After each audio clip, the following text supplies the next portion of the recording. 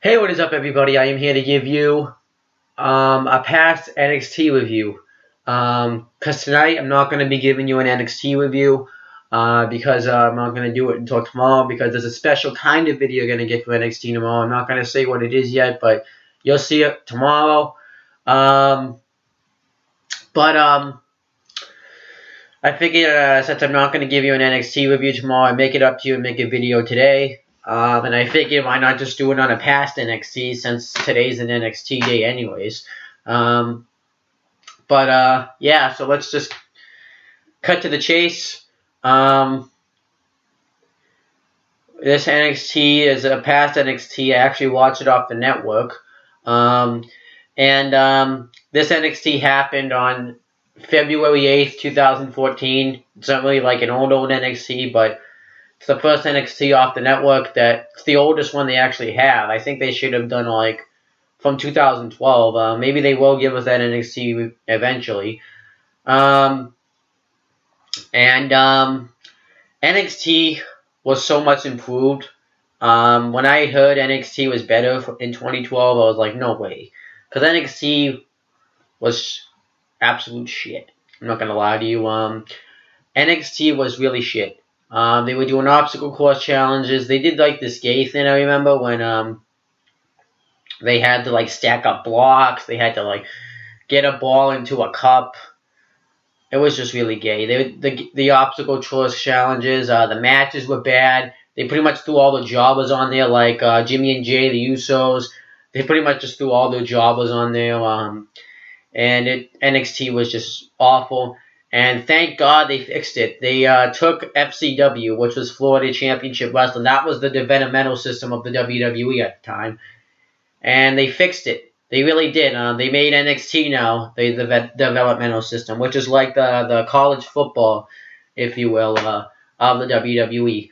And I think that was a great idea. And they really fixed NXT. They got their own championship. They got their own tag team championships, and I still think that they need a mid-card championship because it seems like that nowadays there's no NXT. There's a lot of NXT guys that are just floating around doing nothing. So I think if you get a mid-card championship, you would really improve the show. Yeah, I really think that they fixed NXT from what it was. I never thought NXT would ever be good. It was absolute crap, but they fixed NXT. I'm really happy about that.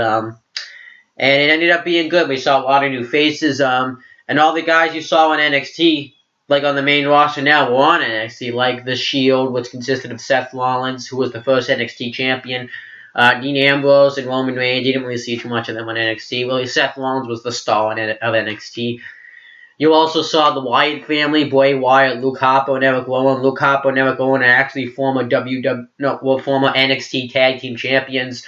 You also saw who else was on NXT? I guess Cesaro, but he wasn't really on it that much. Once he got brought up to the main roster, he was, I guess, back on NXT for a little while. Who else was on NXT that's on the main roster now? That wasn't on the main roster at the time. That's trying to think. Emma, even though she kind of was already getting up on the main roster, but she was on NXT. Yeah, I think they should put her back on NXT. Rusev, who was known as Alexander Rusev at the time. I'm just rambling on. Let's just get to the review. We have on commentary Tensai, who was now known as Jason Albert today. He wasn't known as Jason Albert at the time, but I guess he was just Tensai. I guess this was like his first commentary appearance. We got Tom Phillips and Byron Saxton. And Renee Young, but she was only on commentary for one match. It was the women's match. So yeah, I thought that was good. And then we got the first match. It was Sin Cara versus Alexander Rusev with Lana at ringside. So they still had Lana, but Rusev's name was just Rusev. And Alexander Rusev was just getting ready to go on the main roster. He had made his debut in the Royal Rumble match. And yeah, he was just working his way up.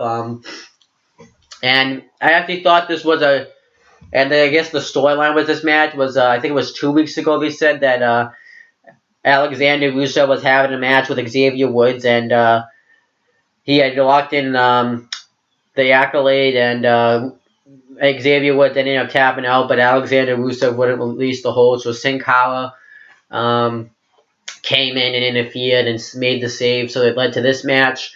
I think Alexander Rusev was just with Lana. That's how they made it out to be. That they just became managers together. Well, they just started working together. So, he dumped his old manager Sylvester LaFleur. This is how they explained it, anyways. And it really worked out good because I heard Alexander Rusev was on a huge losing streak. He wasn't being used to his potential, so putting him with Lana was better. But this was a good match. This is really they had matches on the main roster, but they were always squash matches. But it was good to see them actually have a wrestling match. Sin Cara was like the underdog in this match, even though he was the guy that was on the main roster. He was really the underdog because Alexander Rusev was like this big guy, and Sin Cara was like the underdog. He did moonsaults though. He hit a moonsault on Alexander Rusev, and then one part he went to do like a springboard crossbody, and Alexander Rusev ended up kicking him in the ribs. And he really went to work on Sin Cara after this, just working on his shoulders and stuff. And then Sin Cara started to make a comeback. He did springboard crossbodies, that springboard back elbow that he does, the crossbody. So he really went to work, and then eventually Sin Cara went to hit a Hurricanrana on Rusev, and then Rusev just kind of slammed him face first in the mat, and then got him in the accolade, and Sin Cara tapped out immediately. And I think this was the start where Lana had control over Rusev, so Lana would decide when he could attack. So she would tell him to stop, and then she said, "Rusev crush."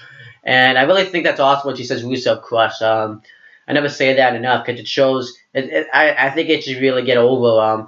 It doesn't really get over, obviously, because he's in that Russian gimmick now. But I think that could really get over when he goes Rusev clash. But anyhow, he put him back in the accolade, and then he released the hold.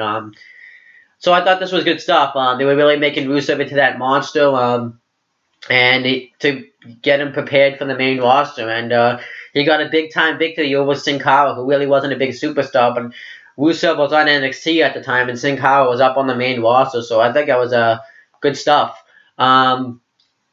And then I think we got Emma versus Alicia Fox, unless we got an interview next. Let me check it out.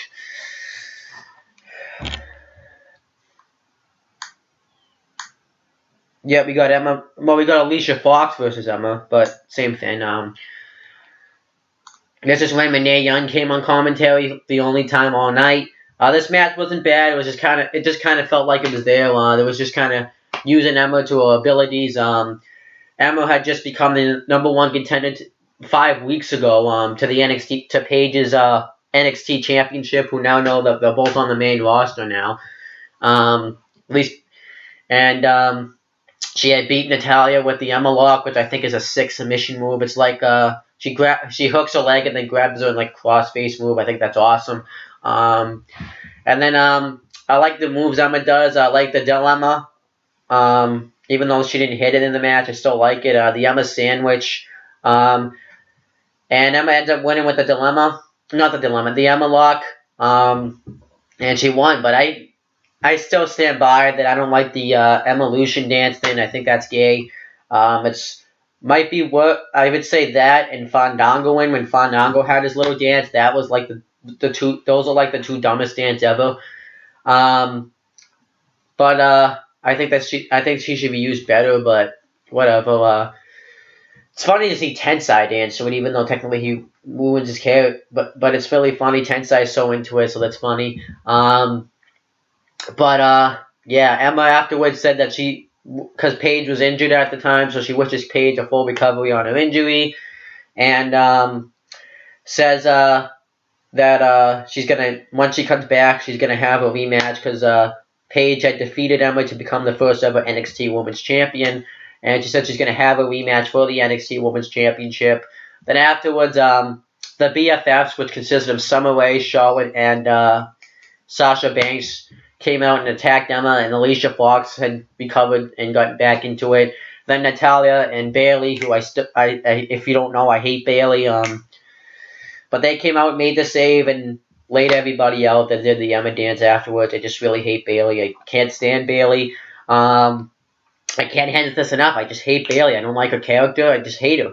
I just, everyone else seems to like her, but I really hate Bayley. I just cannot stand her character. And that's just my opinion. I bet you guys have wrestlers. I have wrestlers that I really like and that you guys all hate, but that's just the case. I don't like Bayley, so I don't think I ever will. And then I think we got the next match. I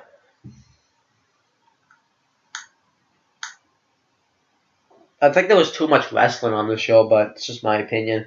Sylvester LaFleur versus Mason Ryan. Sylvester LaFleur was trying to recruit Mason Ryan to be his client, but I guess Mason Ryan didn't want to deal with it because Sylvester LaFleur is pretty much a fail because he failed at Alexander Rusev and this guy named Scott Dawson who ended up getting injured. So, yeah, I don't really blame him for not wanting to be his client, but Mason Ryan agreed that if Sylvester LaFleur can beat him in a match, he'll be his client. And the match was just a squash. Pretty much every Sylvester LaFleur match, he gets beaten in like a minute or 30 seconds. Mason Ryan, though, he's released. I'm glad. I didn't really like Mason Ryan. I thought he sucked. Putting him on NXT was, I guess, a good attempt, but it really wasn't working out for him. But Mason Ryan just beats him. And afterwards, Sylvester LaFleur said he doesn't have an interest in working with Mason Ryan and says that he's going to get his revenge. We'll see what happens with that. I'll see what ended up happening with that. Then afterwards, before that, Aiden English was backstage, and I think Aiden English is one of my favorite guys on NXT. Anyways, I think NXT should use him a little bit better because I really like Aiden English. He reminds me of Damian Sandow a little bit, but because Damian Sandow, when he was Damian Sandow, he had like the intellectual, the savior of the masses kind of thing, but he kind of has like Aiden English. He's like the guy that wants to be he's like kind of like a Hollywood guy where he wants to like I guess the Miz or the Walk when he had that gimmick, but the difference is he wants to be in the theater instead of like a movie star. So and he says he's using the WWE as a stepping stone to the Broadway, which I think is good. But he talks about how he attacked a man with a wheelchair, referring to Enzo Amore, because I guess he was injured, and then afterwards he talks about how Colin Cassidy had interfered and he had to get revenge on him, and then he talks about how he's facing Tyson Kidd, and he mocks the Canadian theme song. He's like, "Oh, the Canadian national anthem," and he goes, "Oh, Canada, I love to make you cry," and I thought that was good stuff. And the match he had with Tyson Kidd wasn't a bad match. It was a decent match. I think they should have had a little bit more time, but it was a decent match for what it was. And I like how Aiden English would come out and sing his own theme song. I really kind of missed that now that he's in the tag team with Simon Gloss as the Vaudevillains, but I still think that's a good tag team. But no one ever I really saw it come out and sing their own theme song. He kind of just talked about how great he was, and I thought that was awesome stuff. And Tyson Kidd was back on NXT because they didn't know how to properly use Tyson Kidd.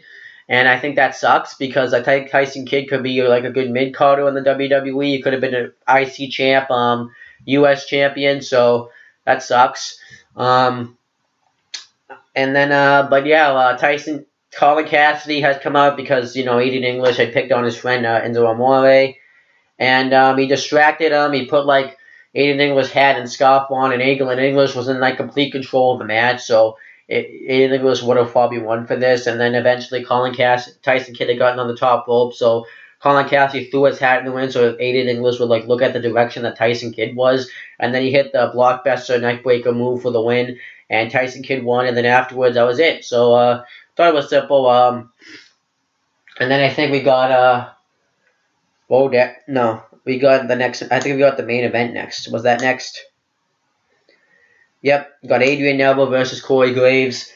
These were two former NXT Tag Team Champions. And then I don't really know. They just broke up. Corey Graves, I guess, turned heel, and Adrian Neville was the #1 contender for Bo Dallas's NXT Championship, and Bo Dallas was the longest reigning is still the longest reigning NXT champion.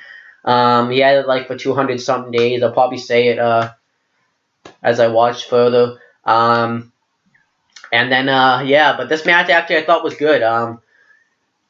Adrian Neville does the flip dive over the top rope, but I really liked what Corey Graves used in the match. Where did Corey Graves go? I really like Corey Graves. I like this character. He was like kind of like I would say like a goth kind of character because he dressed as goth and he like acted like he didn't care about nothing. And he had that stay down gimmick, so I think he reminds me of like a goth. But afterwards, Corey Graves started targeting the leg of Adrian Neville because Adrian Neville was I got a text, but I'll keep talking.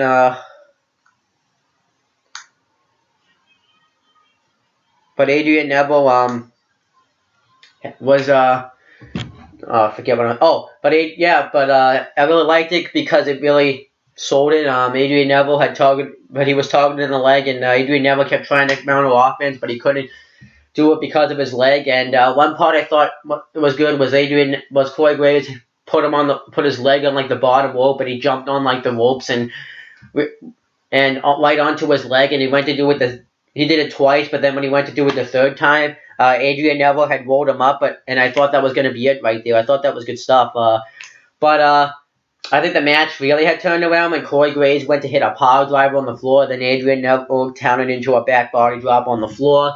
And then he started doing his comeback, and then eventually Adrian Neville won with the Red Arrow. And I should mention that all the guys' songs you hear that you normally hear on NXT weren't the same as it is now that it's on the network. They all had different songs and they sucked, so I'm glad they changed them up. Corey Graves, Adrian Neville's song still sucks. And Bo Dallas' song was different because afterwards Bo Dallas came out and he was going to target the injured leg of Adrian Neville because he was like a shark that smelled blood in the water is how they like to reference it. So he was going to really take an opportunity, which I thought was good. But then afterwards, Triple H came out and says, "Hey, since you guys are both out here, I got to tell you something." So he pretty much makes because on February 27th, on the NXT Arrival was what they called it. He made Bo Dallas versus Adrian Neville for the NXT Championship a ladder match, and then afterwards they had a stare down. So that was good stuff. I like this. There's some tweaks that could have been made with it, but I like this episode of NXT. I like some of the matches. I like the Sin Cara Alexander Rusev match. I like the main event. I guess the Divas match. Well, the women's match. I consider the Divas an NXT woman because they act like more like because they get like the actual time and they're more like women wrestlers. So I really liked watching this past episode of NXT this week. I just figured I'd just give you this video because I'm not going to review NXT until tomorrow. And I figured if I'm going to give you a different kind of video, why not make it a past NXT review since today would have been an NXT day anyways. But you're going to get that special video tomorrow. It's going to be a lot of fun. And it's going to be like the first ever type of video I'm going to make. But you're going to see what I'm talking about once you see it. You've probably seen people do the kind of video before, but you'll see. But that's pretty much it, guys. You can subscribe to all the stuff in the description box, like the YouTube channels, the Facebooks, the Snapchats, the Xbox Live, the PS4 that Adam has, the Instagram, and the Twitter. I don't really feel like just going down the line and saying everything. I just figure, that's how you say it. That it's down below. You can pretty much just look down below. So, but yeah, but that's pretty much it, guys. I'm gonna go find something else to do now. I don't know what, but I'll find something else to do. I'll be back tomorrow to give you the actual NXT review from tonight.